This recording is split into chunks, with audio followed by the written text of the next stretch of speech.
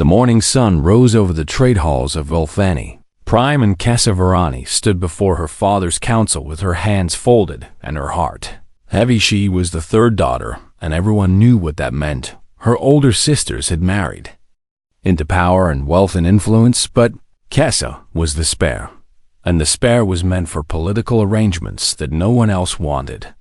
There is a human colony on Ardith 7, her father said without looking up from his data screens.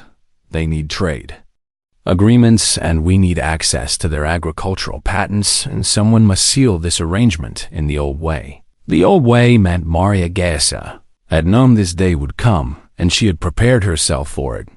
But she had imagined perhaps a minor noble from a distant Volthani house, or maybe a merchant prince from the outer reaches. She had not imagined that humans were new to the galactic community, and they had only been traveling among the stars for a few centuries, which was nothing compared to the ancient races who had ruled the cosmos for millennia. They were considered hardy and adaptable, but ultimately unremarkable, and most species viewed them as clever animals who had somehow stumbled into space travel before they were truly ready.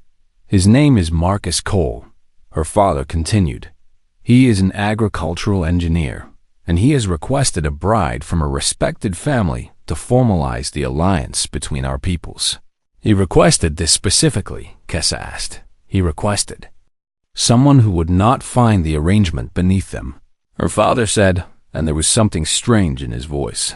He was very particular about that, and he said he wanted someone practical and someone kind, and someone who would see the marriage as a partnership rather than a burden. Cassa found this curious because most political marriages were about power and status, and the idea that this human farmer cared about kindness seemed almost naive. When do I leave? She asked. Next week, her father said. Try not to embarrass the family. The journey to Ardith 7 took 3 standard weeks, and Cassa spent most of that time studying everything she could find about humans and their culture.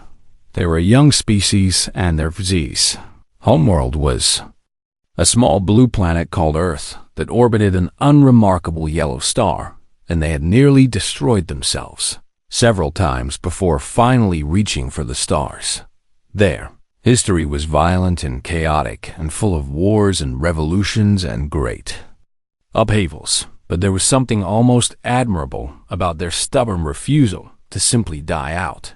They had faced extinction events and plagues and their own destructive impulses, and somehow they had survived all of it. The files on Marcus Cole himself were sparse, and he was listed as an agricultural engineer who had been working on Ardith 7 for approximately 12 years, and his work involved developing new crop strains that could thrive in the planet's unusual soil composition.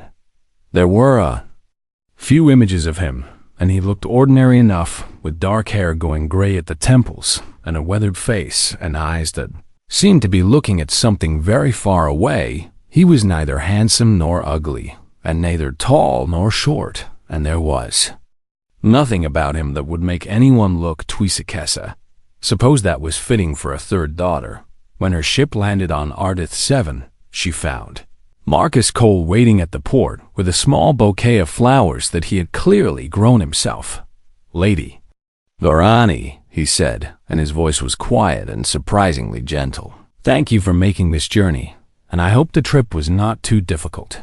It was acceptable, Cassa said, and she studied him carefully. Up close, he was even more unremarkable than his images had suggested, and he wore simple work clothes that were stained with soil, and his hands were rough and calloused from labor, but his eyes were interesting, and when he looked at her, there was a depth to his gaze that she had not expected. And it was as if he was seeing more than just her physical form. These are for you, he said, and he offered her the flowers. They are called roses, and they come from Earth originally, but I've adapted them to grow in Ardith soil, and they are not as grand as what you are used to, I am sure, but I wanted to give you something I had made with my own hands. Cassa took the flowers, and she was surprised to find that they smelled wonderful, with a sweet and delicate fragrance that was unlike anything on her homeworld. They are beautiful, she said, and she meant it. Marcus smiled, and it transformed his face entirely, and for just a moment she caught a glimpse of something else. Beneath his ordinary exterior, "I have prepared a home for us," he said. "It is not large, but it is comfortable, and there is a garden where I grow most of our food, and I hope you will find it acceptable." "I am sure I will," Kessa said. She followed him to a small transport vehicle, and as they drove through the colony, she was struck by how modest everything was. Ardef 7 was a frontier world, and the human settlement was more of a large village than a proper city, and the buildings were functional rather than beautiful, and the streets were unpaved in many places, but there was something peaceful about it, and the humans they passed seemed content, and they waved to Marcus as he drove by, and several of them looked at Kessa with open curiosity. "They are not used to seeing Velthani here," Marcus explained. "You may find them staring at first, but they mean no offense, and they are simply curious." "I understand," Kessa said. The house Marcus had prepared was exactly as he had described, and it was small but comfortable, with clean limes and large windows that let in plenty of natural light. The garden behind it was magnificent, and Kessa had not expected that at all. Rows upon rows of plants stretched across the property, and there were vegetables and fruits and flowers of every color, and the air was thick with the smell of growing things. "This is my true work," Marcus said, and there was something like pride in his voice. "The engineering position pays the bills, but this garden is what I love, and I spend most of my free time here." Kessa walked among the plants, and she touched the leaves and the petals, and she marveled at the variety of life that this quiet human had cultivated. "You must have been working on this for years," she said. "Many years," Marcus agreed. "It helps me remember." "Remember what?" Kessa asked. Marcus was quiet for a long moment, and when he spoke his voice was distant and sad. "That there is more to existence than destruction," he said. "Then it is possible to create rather than consume, and that even the smallest seed can become something beautiful if you give it time and care." It was a strange thing to say, and Kessa filed it away for later consideration. The wedding ceremony was simple by Velthani standards, but Marcus had clearly put thought into making it meaningful. For both of their cultures, he had learned the traditional Velthani vows, and he spoke them in her language with only a slight accent. And when he placed the bonding band on her wrist, his hands were steady, and sure her family had sent representatives. But none of them stayed for the celebration afterward, and Kessa was not surprised. She was a third daughter married to a human farmer, and there was nothing here worth their attention, but Marcus did not seem to notice or care, and he spent the evening introducing her to his neighbors and his friends, and by the time they returned home, Kessa realized that she had actually enjoyed herself. "Thank you," she said as they stood in the garden under the stars. "This was not what I expected." "What did you expect?" Marcus asked. "I expected to be miserable," Kessa admitted. "I expected a cold arrangement with a stranger who saw me as a political tool and nothing more." Marcus turned to look at her, and his eyes caught the starlight, and for just a moment he looked ancient and knowing and impossibly sad. "I have had enough coldness in my life," he said. "I wanted something warm and something real, and I wanted a partner who might someday become a friend, and perhaps even more than that." "Why me?" Kessa asked. "You could have requested anyone, and why choose the third daughter of a minor trade family?" "Because you were kind," Marcus said simply. "I read about you before. I made my request, and everyone who spoke of you mentioned your kindness first. And in my experience, that is the rarest quality in the universe." Kessa did not know what to say to that, and so she said nothing. And they stood together in the garden watching the stars until the moons rose over the horizon. She did not know then that her quiet husband watched those stars with the eyes of someone who had walked among them, and she did not know that the scars on his hands had come from fires that had burned across entire worlds. She knew only that he was gentle and thoughtful, and that perhaps this marriage would not be the burden she had feared. She had no idea how wrong she was about everything. 3 months passed, and Kessa found herself settling into a rhythm she had never expected to enjoy. Her mornings began with Marcus making breakfast while she tended to her correspondence with her family, and her afternoons were spent learning about human agriculture and helping in the garden. And her evenings were quiet conversations and shared meals and the simple pleasure of companionship. Marcus was an excellent teacher and patient and thorough in his explanations, and he never made her feel foolish for not knowing things that were obvious to him. He taught her how to identify healthy soil and how to recognize when plants were stressed and how to coax stubborn seeds into sprouting. But more than that, he taught her how to slow down and how to appreciate the small victories of a flower blooming or a fruit ripening. You find peace in this, Kessa observed one afternoon as they worked side by side among the tomato plants.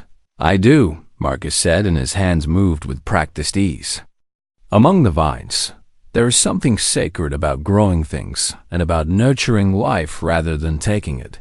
There was that strange sadness again, and Kessa had noticed it appearing at odd moments when Marcus thought she was not watching.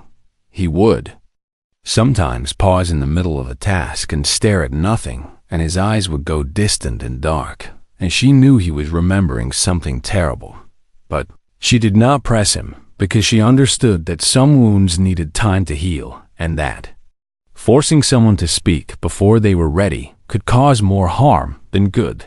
Announcement came without warning on a bright morning in the 4th month of their marriage. A Calvary diplomatic vessel had entered the system and was requesting permission to land. Kessa knew the Calvary by reputation, and everyone did, because they had once been the dominant power in the galaxy, and their empire had stretched across thousands of worlds, and their fleets had been the most powerful military force in known space. But that was centuries ago, and something had happened to break their power, and they had been in decline ever since, and now they were a shadow of their former glory.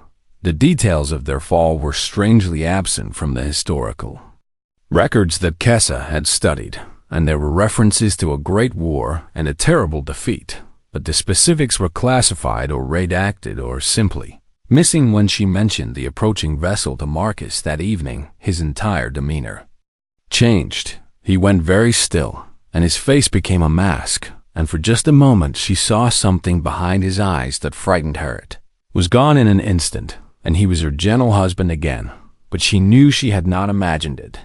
The Calvary, he said, and his voice was carefully neutral. Do you know why they are coming? The colony governor said it was a routine diplomatic visit, Kessa said. They want to establish trade relations and survey our agricultural developments. I see, Marcus said. He returned to his dinner, but Kessa noticed that he barely touched his food for the rest of the evening. The formal reception for the Calvary delegation was held 3 days later in the colony's central Hallis. The wife of a prominent agricultural engineer, Kessa, was expected to attend, and Marcus had reluctantly agreed to accompany her. The Calvary ambassador was ancient even by the standards of his long-lived species, and his scales had faded to a pale gray, and his movements were slow and deliberate with the careful precision of someone who had learned to conserve their energy. His name was Kethver, and he had been a military commander during the height of the Dominion's power, and now he served as a diplomat traveling from world to world on behalf of his diminished people. Kessa watched him work the room, and she was impressed by his dignity despite his circumstances, because there was something noble about how he carried himself and how he treated everyone with the same measured courtesy, regardless of their status. The reception proceeded smoothly until Marcus arrived. He came in through a side entrance, and he was trying to be inconspicuous, and he had dressed in plain formal wear that would not draw attention, but the moment he entered the room, Ambassador Kethver stopped mid-sentence. The ancient Calvary turned slowly, and his eyes locked onto Marcus, and Kessa watched in confusion as the color drained from the ambassador's face. His attendants noticed immediately, and they moved to support him, and one of them was asking if he needed medical attention. Impossible, Kethver whispered, and his voice cracked. It cannot be, and you cannot be here, and you died, and they told us you all died." The room had gone quiet, and everyone was staring, and Marcus stood frozen near the door with an expression that Kessa could not read. "Ambassador," Marcus said, and his voice was soft and careful. "I think you may be mistaken." "No," Kethver said, and he was shaking now, and his attendants were holding him up. "No, one could never forget, and I was there, and I saw what you did, and I saw what all of you did, and I have seen your face in my nightmares for 300 years. Marcus said nothing, and the silence stretched. And Kessa felt the weight of something enormous pressing down on the room then. Marcus turned and walked out without a word, and the ambassador collapsed into a chair and began to weep. Kessa found Kethver in the garden behind the reception hall. An hour later, he had composed himself, but his eyes were red and his hands were still trembling, and he looked like a man who had seen a ghost. "Ambassador," she said, "I am Kessa Varani, and the human you reacted to is my husband." Kethver looked at her, and there was something in his eyes that she could not identify, and it might have been pity or horror or both. "You are married to him," he said, and his voice was hollow. "You share your life with that, and you sleep beside it, and you do not know what it is." "I know that Marcus is a kind man," Kessa said. "I know that he grows beautiful gardens, and that he treats me with respect, and that he has never been anything but gentle." The ambassador laughed, and it was a broken sound without any humor. "Gentle," he repeated. "Yes, I suppose even a volcano is gentle when it sleeps, and even a plague is gentle before it spreads, and even death itself must have moments of quiet between its harvests." "Tell me what you mean," Kessa demanded. "Tell me what you know." "About my husband." Kethver was silent for a long moment, and then he spoke, and his words were heavy with the weight of centuries. "I was young when the war began," he said. "I was a fleet commander, and I believed in the righteousness of our cause, and I believed that humanity was a threat that had to be eliminated before it could grow into something we could not control." "The war," Kessa said. "You mean the war that ended your empire?" "I mean the war that should have ended humanity," Kethver said. "We struck first, and we struck hard, and we burned their colonies, and we killed billions of them, and we thought we had won." His voice dropped to a whisper, and then they sent the Undying. Kessa felt cold suddenly, and she wrapped her arms around herself and waited for him to continue. "There were 12 of them," Kethver said. "Only 12, and they should have been nothing against our fleets and our armies and our empire that spanned 1,000 worlds." He paused, and when he spoke again, his voice was barely audible.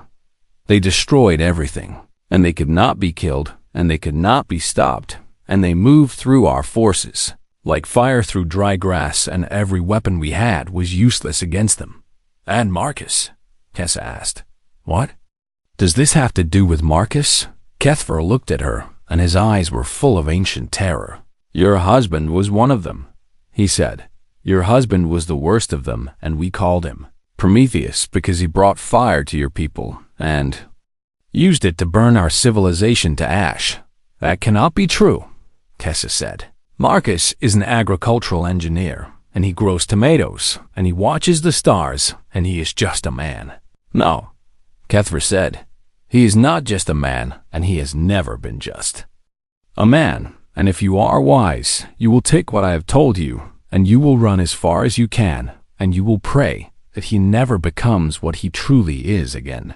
He stood, and his attendants moved to help him, and before he left, he turned back one final time. "Some myths are better left sleeping," he said, "and you are sharing your bed with the most dangerous myth in the galaxy." Then he was gone, and Kessa stood alone in the garden with the weight of his words pressing down on her in the quiet, peaceful life she had built crumbling around Hirsch. She did not know what to believe anymore, but she knew she had to find out the truth. The days following the reception were tense and quiet, and Kessa found herself watching Marcus with new eyes. He had not mentioned the incident with Ambassador Kethver, and he had simply returned to his routines as if nothing had happened, and he worked in his garden and prepared their meals, and spoke to her with the same gentle courtesy he always had. But Kessa could not forget what the ambassador had said, and she could not stop looking for signs of something hidden beneath her husband's ordinary exterior. She began her investigation carefully and secretly, and she reached out to old contacts and paid for access to restricted archives and sent queries to historians and scholars. Across the settled worlds, most of her inquiries returned nothing useful, and the war that Kethver had mentioned seemed to have been deliberately erased from the common historical record. But slowly and piece by piece, she began to gather fragments of a story that made her blood run cold. The first real breakthrough came from an elderly Velthani historian named Sorath, who had dedicated his life to studying the fall of the Kelvari Dominion. He agreed to speak with her via secure communication, and when his face appeared on her screen, she could see that he was very old and very tired. "You ask about the Purging War," he said, and his voice was rough with age. "That is not a name many people know anymore, and it is not a name that anyone wants to remember. I need to understand what happened." Kessa said, "I need to know the truth." Sora studied her for a long moment, and then he nodded slowly. 312 years ago, the Kelvari Dominion controlled most of the known galaxy, he began. They were ancient and powerful, and they had ruled for millennia, and they believed their supremacy was the natural order of things. And then they discovered humanity, Kessa said. Yes, Sorath said. Humans had only recently achieved faster than light travel, and they were establishing their first colonies beyond their home system, and they were young and weak and insignificant. He paused, and his expression grew dark. But the Kelvari saw something in humanity that frightened them, and they saw a species with unlimited potential and boundless ambition and a stubborn refusal to accept limitations. So they decided to destroy them, Kessa said. They called it a preemptive action, Sorath said. They claimed that humanity would eventually become a threat to galactic stability, and that it was better to eliminate them now while they were still vulnerable. His voice dropped to a whisper. They launched an assault on every human colony simultaneously, and they burned worlds and killed billions, and they thought they had succeeded. But they had not, Kessa said. No, Sora said. Humanity had been working on something in secret, and they had been developing weapons and soldiers unlike anything the galaxy had ever seen. And when the Kelvari attacked, they unleashed these weapons. In response, the Undying, Kessa said, and the word felt heavy on her Tungasurith, flinched visibly.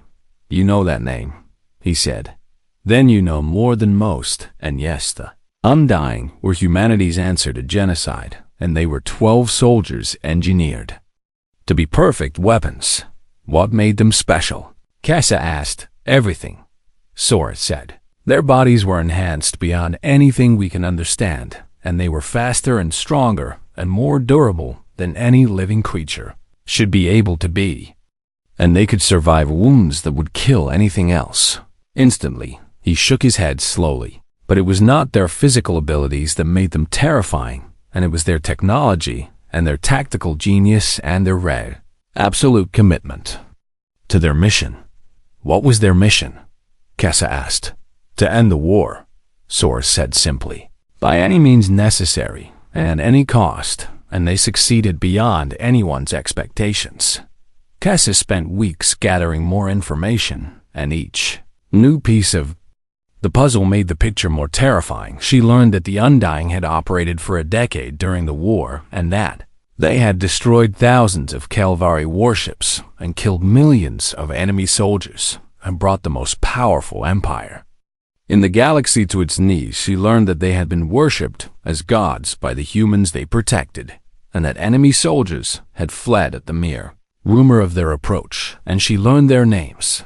There was Atlas, who had held defensive lines single-handedly against entire armies, and Artemis, who had hunted enemy commanders across star systems and eras, who had led the assault that broke the Dominion's core fleets, and there was Prometheus. The records described him as the most strategic Mind among the Undying, and the one who planned their campaigns and coordinated their attacks and turned a handful of superhuman soldiers into a force that could topple civilizations.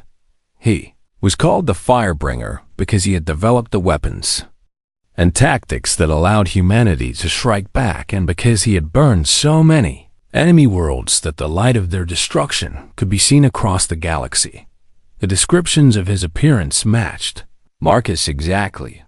The final confirmation came from an unexpected source. Casa had sent an inquiry to an ancient AI archive that predated the war and that had served as a neutral repository of information for species across the galaxy. The AI agreed to speak with her, and when it communicated through her terminal, its voice was cold and mechanical and completely without emotion. "You seek information about the one called Prometheus," it said. "I have records of this individual from multiple sources, including direct observation. Is he still alive?" Casa asked. "Unknown," the AI said. "The 12 Undying vanished at the end of the Purging War approximately 3 centuries ago, and their whereabouts have been a mystery ever since." "I believe I have found one of them," Casa said. "I believe my husband is Prometheus." The AI was silent for several seconds, and Casa knew that for an artificial intelligence, those seconds represented an enormous amount of processing time. "If this is true," the AI finally said, "then you are in possession of information that would reshape galactic politics, and many factions would do anything to learn what you know." "I need to understand who he is," Casa said. "I need to understand what he is capable of." Prometheus was the tactical architect of the Undying, the I said. "He designed their operations and directed their campaigns, and was responsible for more enemy deaths than any other single individual in the war." "How many?" Casa asked, and she was not sure she wanted to know. "Conservative estimates place his personal kills in the hundreds of thousands," the AI said. "But the campaigns he planned resulted in casualties numbering in the hundreds of millions." Casa felt sick, and she gripped the edge of her desk to steady herself. "He was not cruel," the AI continued. "He did not take pleasure in killing, and he did what was necessary to end the war and protect his people, and nothing more." "That does not make it better," Casa said. "No," the AI agreed, "but it explains why he might choose to disappear afterward, and why he might seek a quiet life far from anyone who might recognize him."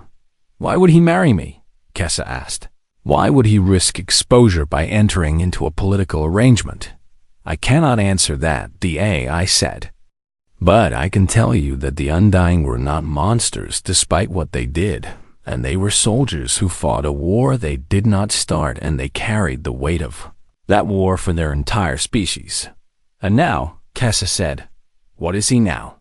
"That is for you to determine," the AI said. "The man you married may be the same being who burned empires 3 centuries ago, but he has also spent those centuries becoming something else, and only you can decide which version of him is real." The communication ended, and Casa sat alone with her thoughts, and she realized that she had a choice to make. She could run, and she could take what she had learned and disappear, and try to forget that she had ever married a living weapon, or she could stay, and she could confront her husband, and she could try to understand the man behind the myth. She thought about the gardens he tended with such care, and the gentle way he spoke to her, and the sadness in his eyes when he watched the stars. She thought about how he had chosen kindness when he could have had anything else, and she made her decision. She would stay, and she would learn the truth from Marcus himself, and she would decide what to do after she had heard his story, because everyone deserved a chance to explain themselves, even the monsters, even the gods. Casa waited until evening, when the light was golden and soft, and the garden was at its most beautiful. She found Marcus where she knew he would be, and he was kneeling among the roses with dirt on his hands and a peaceful expression on his face. He looked up when she approached, and he smiled, and it was the same warm smile he always gave her. The yellow ones are finally blooming, he said. I was worried they would not take to the soil, but they seem to have adapted, Marcus Kessa said, and her voice was steady, even though her heart was racing. We need to talk. Something shifted in his expression, and the smile faded, and he stood slowly and brushed the dirt from his knees. You have been researching, he said, and it was not a question. Yes, Kessa said. I spoke with the Kelvari ambassador and with historians, and with an ancient archive, and I know who you are. Marcus was quiet for a long moment, and he looked at the roses and then at the sky, and then finally at her. What name did they give you? He asked. Prometheus, Kessa said. They said you were one of the Undying, and that you helped end the Purging War, and that you have been hiding for 300 years. Marcus closed his eyes, and when he opened them again, she saw something. Ancient looking back at her. I hoped this day would never come, he said. I hoped I could live out whatever time I have left as simply Marcus, and that the past could stay buried. Tell me the truth, Kessa said. Tell me everything, and let me decide what to do with it. He nodded slowly, and he gestured to a bench at the edge of the garden. Sit with me, he said. This is not a short story. They sat together as the sun began to set, and Marcus spoke, and his voice was heavy with the weight of centuries. I was born on Earth 423 years ago, he began. My original name was Michael Chun, and I was a military strategist, and I was good at my job, perhaps too good. He paused and his eyes went distant. When the Kelvari attacked, we knew we could not win a conventional war, and they outnumbered us by a factor of thousands, and their technology was centuries ahead of ours, and we were being slaughtered. So you created the Undying, Kessa said. The project had been in development for decades, Marcus said. We had been preparing for the possibility that humanity would face an existential threat, and we had developed technologies and enhancements that could create soldiers capable of fighting against impossible odds. But there were only 12 of you, Kessa said. 12 was all we could create, Marcus said. The process was incredibly difficult and dangerous, and it required specific genetic markers and psychological profiles, and even with all our resources we could only find 12 candidates who could survive the transformation.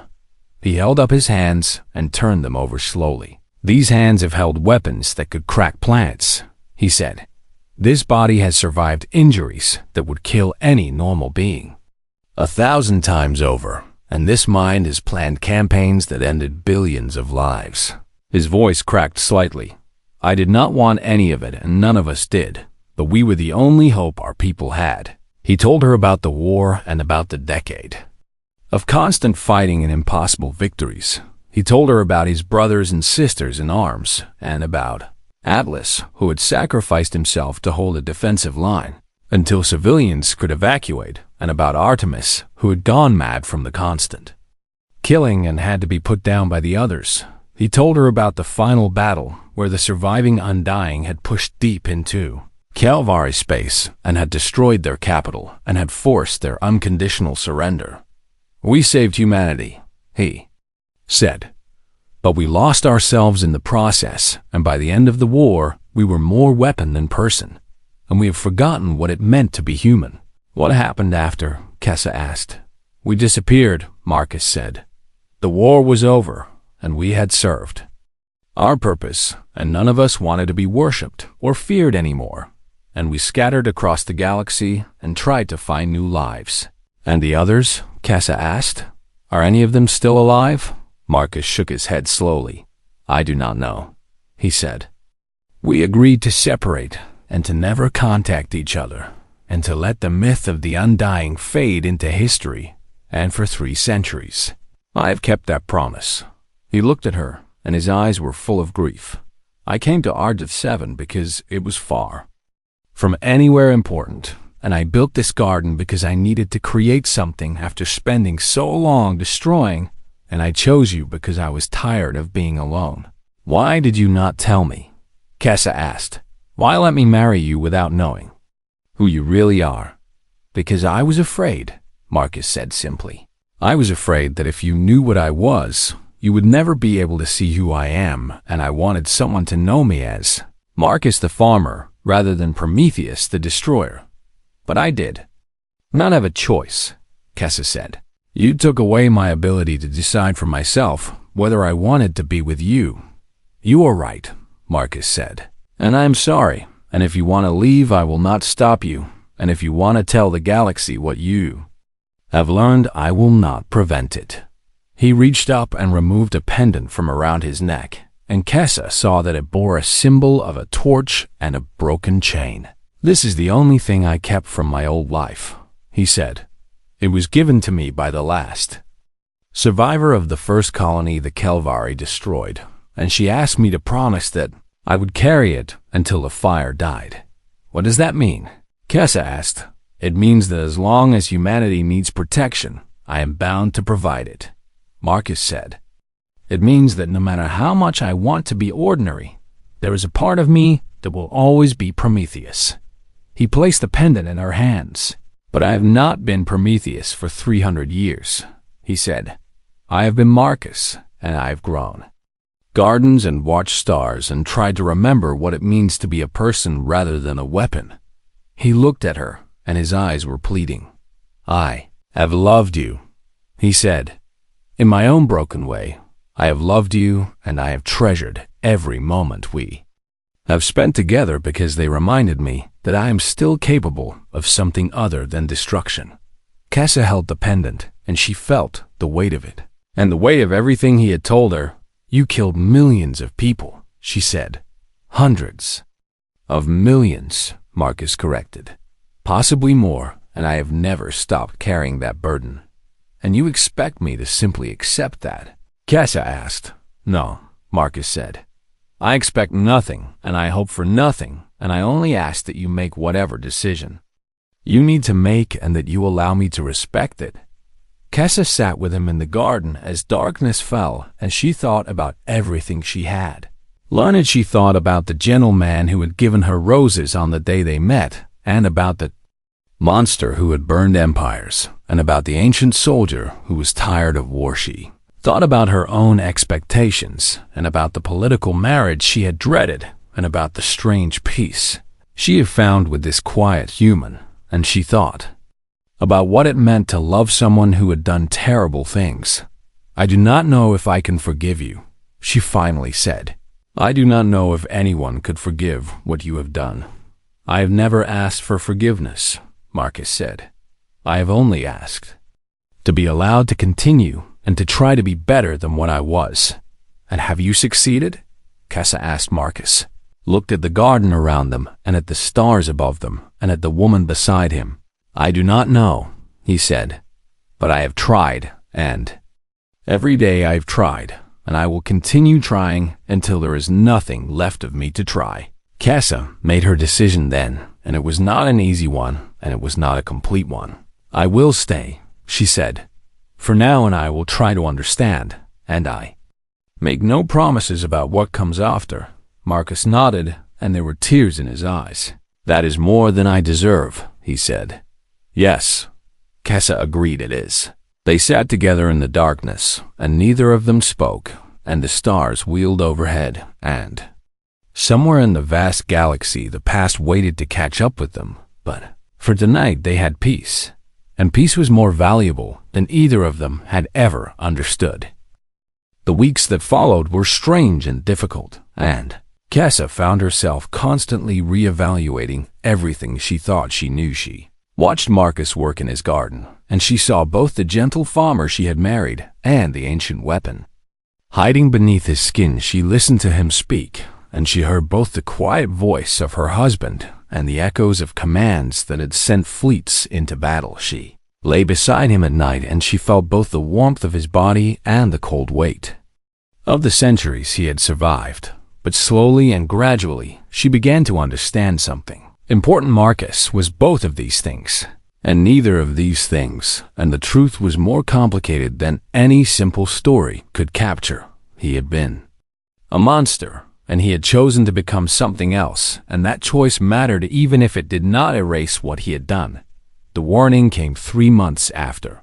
Kessa had learned the truth about her husband. Ambassador Kethver returned to Ardith 7 unexpectedly. And this time, he came not as a diplomat, but as a messenger. Kessa found him waiting outside their home, and his face was gray with fear. "They know," he said without preamble. "The old guard of the Dominion has learned that Prometheus lives, and they are coming for him." "How?" Kessa demanded. "How did they find out?" "I do not know," Kethver said. "But my people have long memories, and there are factions that have never accepted our defeat, and they have been searching for the Undying for 3 centuries. What will they do?" Kessa asked.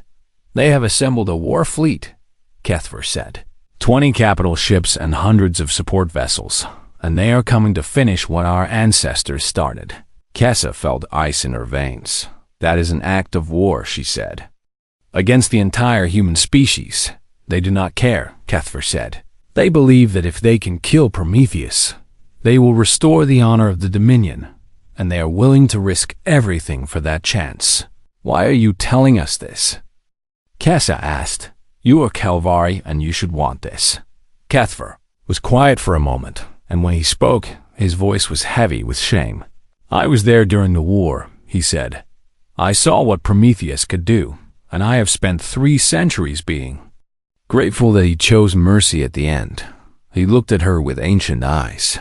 "He could have destroyed us completely, and he had the power and the justification, and no one would have blamed him, but instead he accepted our surrender and he allowed us to rebuild. And you think warning us repays that debt?" Kessa said. "Nothing can repay that debt," Kethver said, "but I can try, and I can give you time to prepare or to flee or to do whatever you must." "How long?" Kessa asked. 3 days, Kethver said. "Perhaps 4 if their engines have trouble, and after that Ardith 7 will burn." Kessa found Marcus in the garden, and she told him everything, and she watched his face as he absorbed the news. He did not seem surprised, and he did not seem afraid. And he simply listened and nodded and asked clarifying questions. 20 capital ships, he repeated. "That is excessive for a single target, but they learned the hard way not to underestimate the Undying." "Marcus," Kessa said, "this is not a battle. You can win, and you are one person, and they have an entire fleet." "I know," Marcus said. "Then we need to evacuate." Kessa said, "We need to get everyone off this world before they arrive." "There is not enough time," Marcus said, "and even if there was, they would simply follow the evacuation ships and destroy them in space." "Then what do we do?" Kessa demanded. Marcus looked at her, and for the first time since she had learned the truth, she saw Prometheus looking back. "You do nothing," he said. "You take shelter, and you wait, and you trust that I will handle this." "Handle this," Kessa repeated. "Marcus, there are 20 warships coming to kill you and everyone on this planet." "Yes," Marcus said, "and that is unfortunate for them." His voice had changed, and it was harder now and colder, and there was something in his eyes that made Kessa take an involuntary step backward. "I have been Marcus for 300 years, he said. "I have grown gardens and watched stars and loved you as well as I'm able. But I have not forgotten what I am." He reached up and touched the pendant that Kessa had returned to him. "I hoped I would never have to be Prometheus again," he said. "I hoped the war was truly over and that I could live out my remaining centuries in peace." His jaw tightened. "But if they want to bring the war to my doorstep, then they will learn why the Dominion fell." The next 2 days were a blur of activity and preparation. Marcus worked constantly, and he disappeared into a hidden workshop that Kessa had never known existed, and he emerged only occasionally to eat and to speak with her. Colonists were told that a potential threat was approaching, and they were instructed to take shelter in the underground bunkers that had been built during the original settlement. Most of them obeyed without question, and those who knew Marcus seemed to trust him completely, even though they had no idea who he really was. In the final night before the fleet was expected to arrive, Kessa found Marcus standing in the garden looking up at the stars. "You should be sleeping," she said. I do not need sleep, Marcus said. Not the way humans do, and not anymore. He turned to look at her, and his face was illuminated by the starlight, and he looked ancient and beautiful and terrifying. I want you to know something, he said. Whatever happens tomorrow, you changed me, and you made these years worth living, and I am grateful. You sound like you are saying goodbye. Kessa said, I am preparing for the possibility, Marcus said. The odds are not good even for me. But you said you could handle it, Kessa said. I said they would learn why the Dominion fell, Marcus said. I did not say I would survive the lesson. Kessa stepped forward, and she took his face in her hands, and she made him look at her. Listen to me, she said. I did not spend months learning to understand you only to lose you now, and I did not choose to stay only to become a widow. Some things are not within my control, Marcus said. Then control what you can, Kessa said. Fight and win and come back to me. Marcus looked at her, and something shifted in his expression, and for a moment, the ancient weapon was gone, and there was only her husband looking back at her. I will try, he said. Do not try, Kessa said. Succeed, and that is an order from your wife. Despite everything, Marcus smiled. As you command, he said. They stood together in the garden for a long time, and they did not speak, and they did not need to, because some things could not be expressed in words. And when the sun rose on the day of battle, Kessa went to the bunker with the other colonists, and she watched on a display screen as the Calvari fleet appeared in the sky above Ardis 720 capital. Ships and hundreds of smaller vessels and enough firepower to reduce the planet to ash, and standing alone in the garden with nothing but the clothes on his back was her husband, the quiet farmer, the living myth, the man who had once burned an empire. And who would do it again if that was what it took to protect the people he loved? The battle for Ardis 7 was about to begin. The bunker was silent except for the hum of life support systems and the quiet breathing of 300 colonists. Kessa sat near the main display screen, and she watched as censored data painted a picture of the approaching Fleet 20 capital. Ships hung in orbit above Ardis 7, and their weapons were charging, and their targeting systems were locked onto the planet. Below, the Calvari commander had broadcast his demands an hour earlier, and they were simple and absolute surrender. Prometheus or watch the colony burn. Marcus had not responded, and he had simply walked out into his garden and stood there looking up at the sky as if he was waiting for something. Colonists around Kessa were frightened and confused, and many of them were praying to whatever gods they believed in. They did not understand what was happening, and they did not know why an alien war fleet had come to their small world. And they did not know that the quiet farmer who lived among them was the reason for all of it. Why is he just standing there? Someone asked. Maybe he is trying to negotiate. Someone else said. With what? A third voice demanded. He's one man against an armada. Kessa said nothing, and she kept her eyes fixed on the screen, and she watched her husband standing alone against the darkness. The first shots came without warning.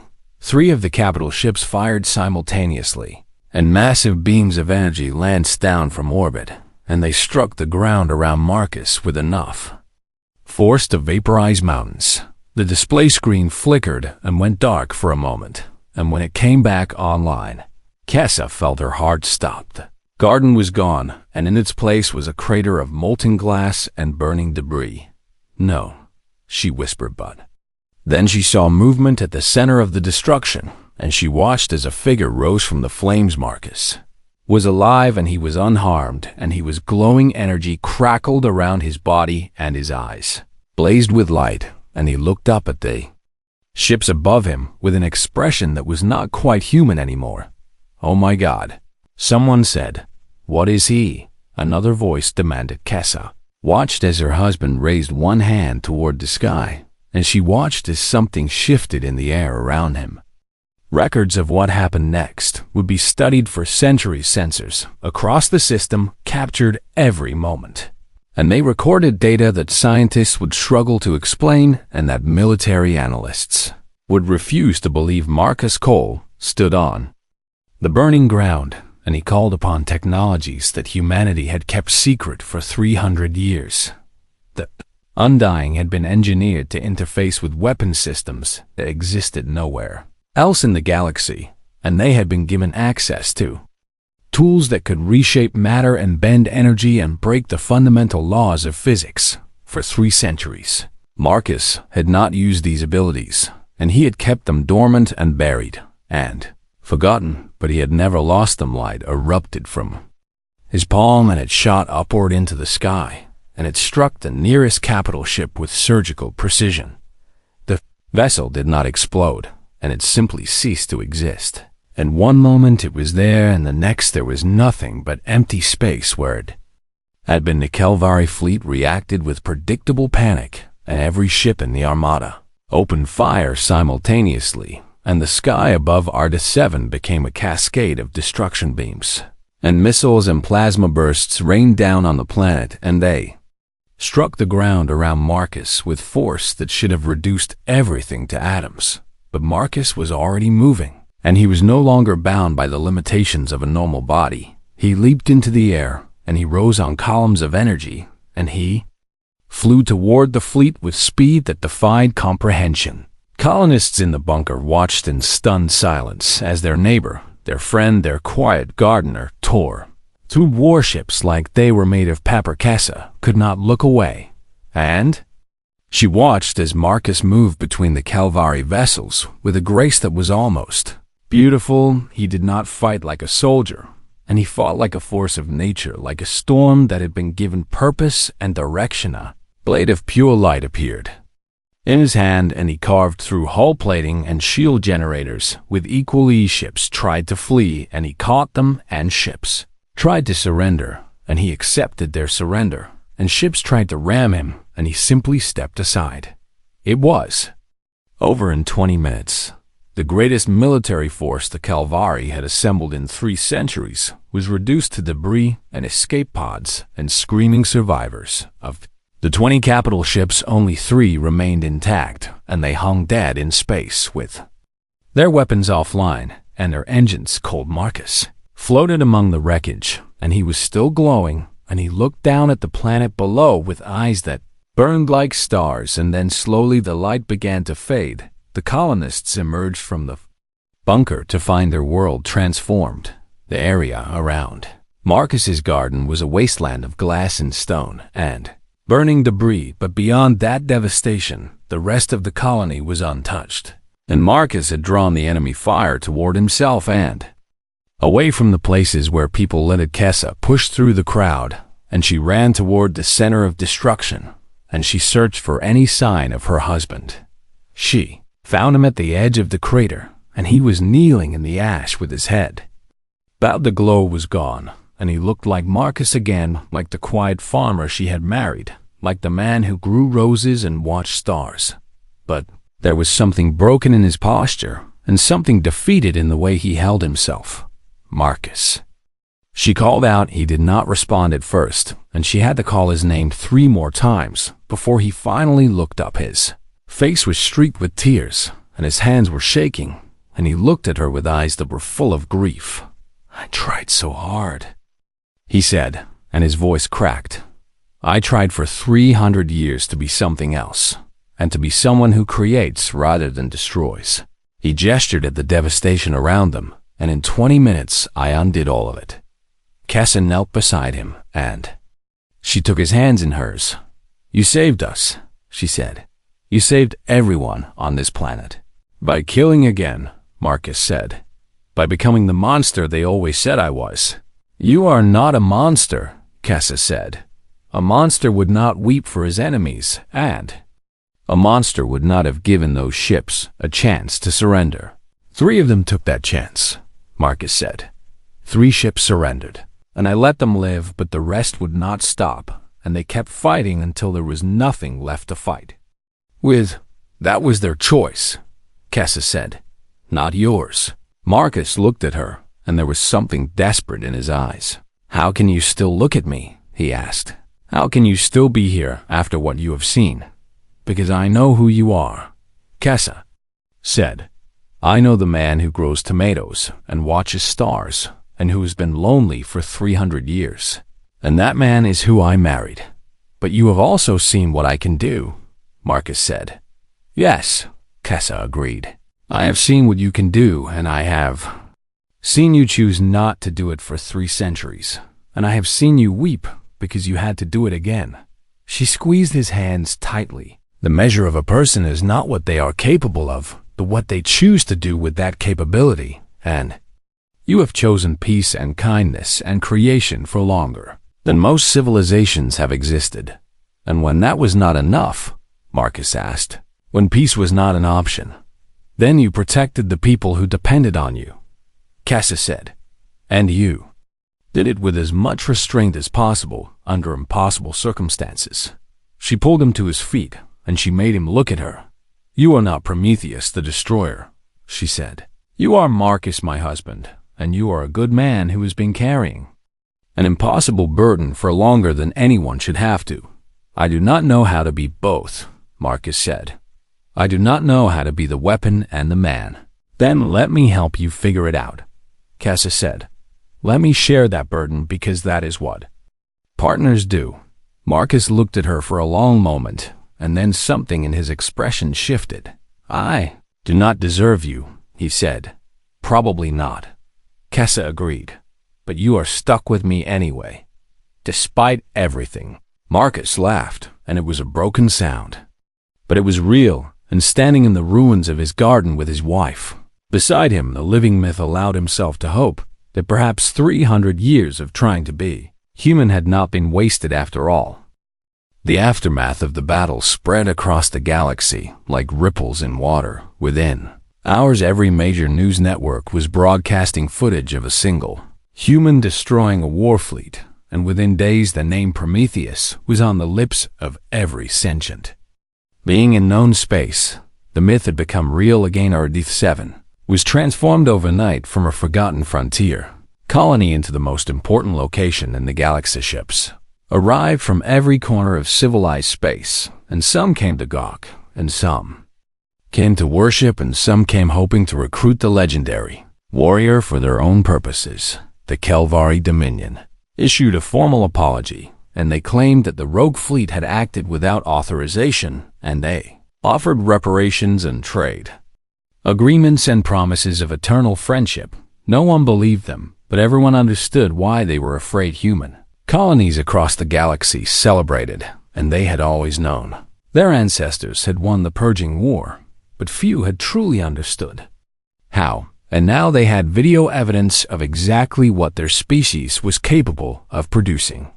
And at the center of all this attention was a man who wanted nothing more than to be left alone. Marcus retreated into himself in the days following the battle.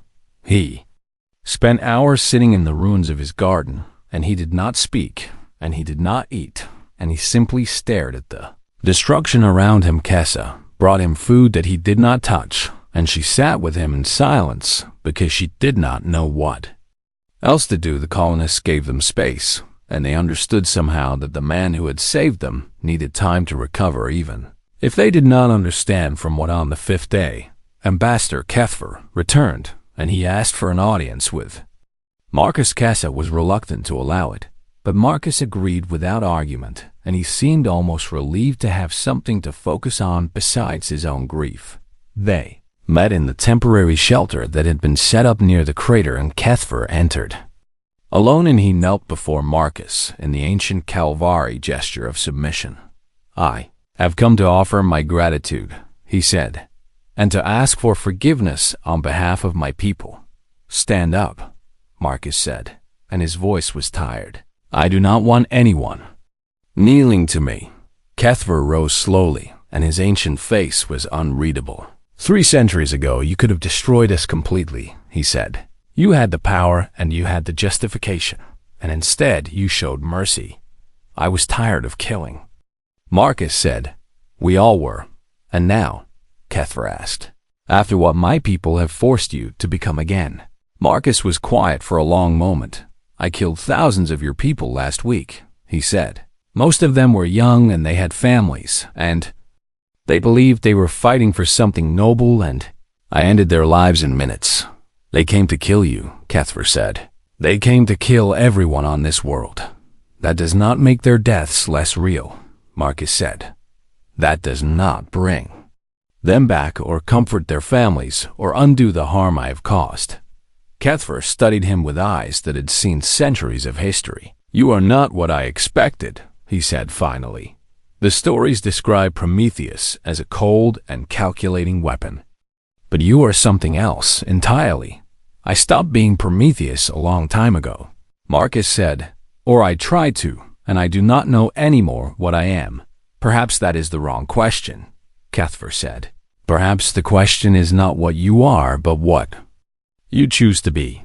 Marcus looked at the old Calvary, and something passed between them, and it was the understanding of two beings who had lived too long and seen too much. Why did you warn us? Marcus asked. Why risk everything to help the enemy of your people? Because I'm tired, Cuthbert said. Tired of hatred and tired of vengeance and tired of watching my species cling to grudges that have long since lost all meaning. He paused, and when he spoke again, his voice was heavy with regret. Was a fleet commander during the war, and I gave orders that killed millions of humans, and I watched your colonies burn, and I felt nothing but satisfaction. And now, Marcus asked, now I'm an old man who has had 300 years to understand what we did and what we lost and what we could have been if we had chosen differently. He looked at Marcus with something like hope. You chose to build gardens instead of empires, and you chose to love instead of hate, and you showed that even the greatest weapon can become something else. I do not feel like I have become anything, Marcus said. I feel like I am still the same broken thing I have always been. Perhaps, Cuthbert said, but broken things can be beautiful and they can serve purposes their creators never imagined, and they can inspire others to believe that change is possible.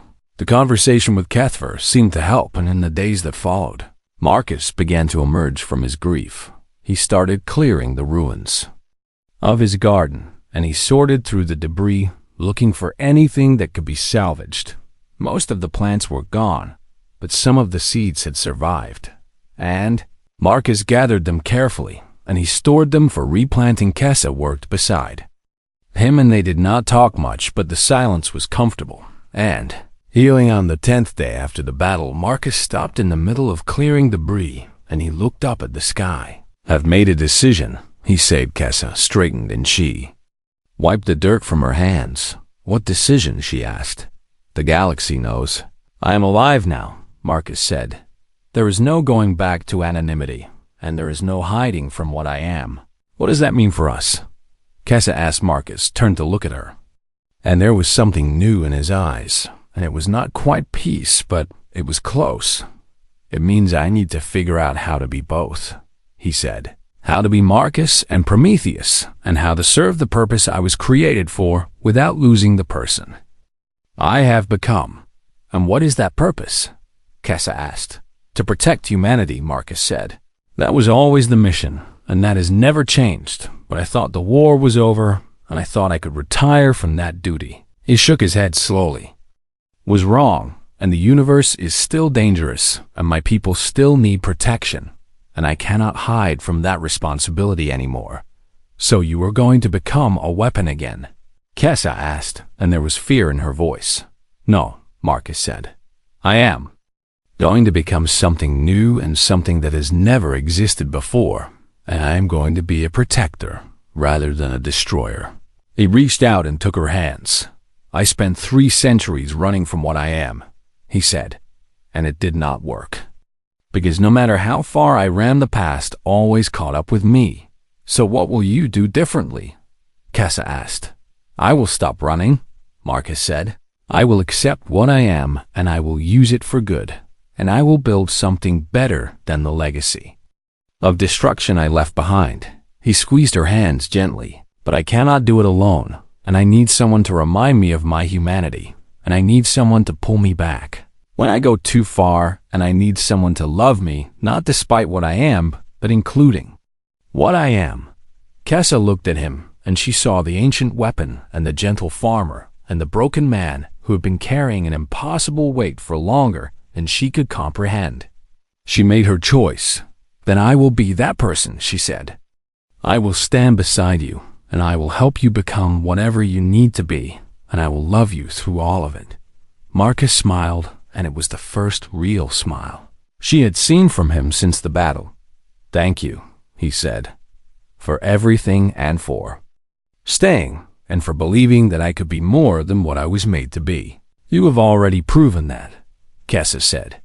300 years of peace and gardens and watching stars, and that is who you really are."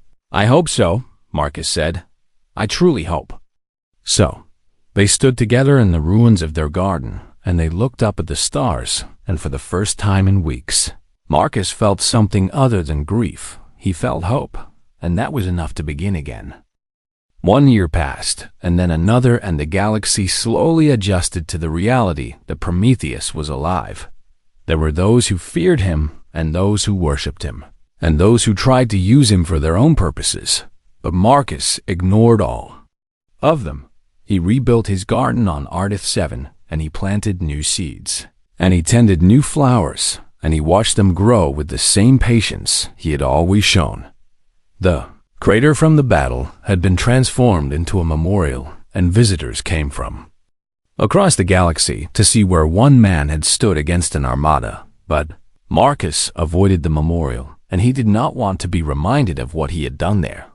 He preferred to focus on what he was building. Now Kessa became his anchor in the years that followed, and she was the voice that called him back when the weight of his past threatened to overwhelm him. She learned to recognize the signs of his darker moods, and she learned how to sit with him in silence when words were not enough. And she learned how to love a man who was both mortal and immortal at the same time. Their marriage grew stronger with each passing season, and what had begun as a political arrangement became something real and something precious. They did not have children, and Marcus's modifications made that impossible, but they adopted a young human girl whose parents had died in the battle. Her name was Elena, and she had lost everything, and Marcus saw himself in her eyes. He taught her how to grow things and how to nurture life and how to find peace in simple tasks, and she taught him how to laugh again. Galaxy changed around them in ways both large and small. The Calvary Dominion finally collapsed, and the shame of their defeat at Ardith 7 was the final blow to an already crumbling empire, and the old order gave way to something new. Ambassador Kethvar became a leader in the transition, and he worked to build bridges between his people and humanity, and he often visited Marcus to seek his counsel. "You could rule the galaxy if you wanted to," Kethvar said one evening as they sat in the garden. "Everyone would follow you out of fear if nothing else." "I do not want to rule anything," Marcus said. "I have had enough of power and enough of command and enough of being responsible for the fates of billions." "Then what do you want?" Kethvar asked. Marcus looked around at his garden and at his wife reading on the porch and at his daughter playing among the flowers. "This," he said simply. "Just this." Kethvar nodded slowly, and there was understanding in his ancient eyes. "You have earned it," he said, "more than anyone else I have ever known." Other survivors from the Undying began to emerge as the years passed, and word spread that Prometheus had revealed himself. They came to Ardith 7, one by one, and they were old and tired and broken in ways that only they could understand. Atlas had been living as a dock worker on a mining station, and Hermes had been running a small shipping company on the Outer Rim, and Athena had been teaching mathematics at a university on a world that had never heard of the Purging War. There were only 5 of them left, and the others had died or disappeared or simply given up over the centuries. They gathered in Marcus's garden, and they sat together for the first time in 300 years, and they talked about everything they had lost and everything they had survived. "I thought I was the only one left," Atlas said, and his voice was rough with emotion. "I thought I was alone. We all thought that," Athena said. "It was easier somehow, and pretending we were the last made it simpler to move forward.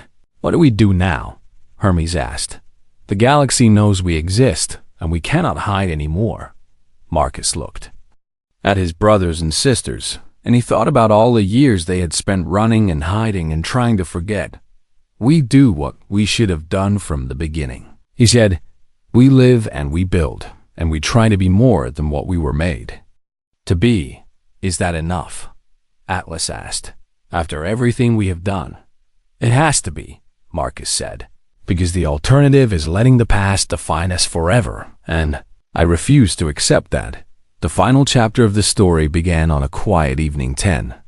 Years after the battle, Marcus and Kessa were sitting in their garden, and Elena was inside preparing dinner, and the suns were setting over the rebuilt colony. "Do you ever regret it?" Kessa asked, "revealing yourself and giving up the anonymity you had worked so hard to maintain?" "Sometimes," Marcus admitted.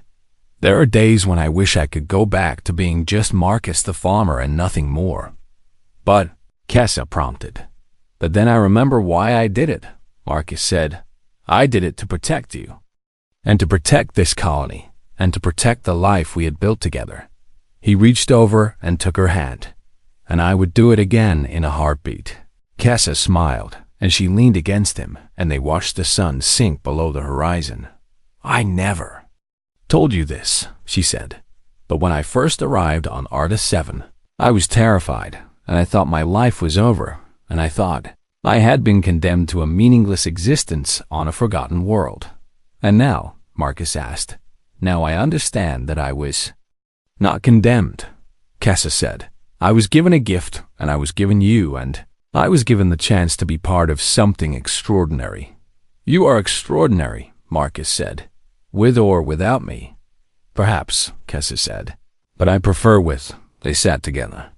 As darkness fell and the stars emerged above them, and Marcus watched them with eyes that had seen their light born and die across the millennia, was still Prometheus, and he would always be Prometheus, and there was no escaping the weight of that legacy. But he was also Marcus, and he was a husband and a father and a gardener and a friend. He was both of these things and neither of these things, and somehow, over the centuries, he had learned that the contradiction did not have to destroy him. He could be a weapon that chose peace, and a monster that chose love, and a god that chose to be human, and that choice was the most powerful thing he had ever done. Elena called them in for dinner, and they rose together, and Marcus helped Kessa to her feet with the same gentle care he had shown since the day they met. The house was warm and bright, and full of the smell of cooking food and the sound of their daughter's laughter. It was ordinary and simple and absolutely perfect. "I have lived for over 400 years," Marcus said, as they walked toward the door. "And I have seen wonders and horrors beyond description, and I have done things that would drive most beings mad." He paused on the threshold, and he looked back at the garden one last time. "But this," he said, "this moment right now is the happiest I have ever been." Kessa squeezed his hand. "Then hold on to it," she said, "because you deserve happiness, Marcus, and you have earned it 1,000 times over." They went inside together, and the door closed behind them, and the garden was left to the stars. Outside, the universe continued its endless dance of creation and destruction, and somewhere out in the darkness, there were threats still lurking and enemies still plotting. But on this small world on the edge of civilized space, a living myth had found something worth more than all the power in the galaxy. Had found home, and for the first time in 4 centuries, Prometheus was at peace. The end.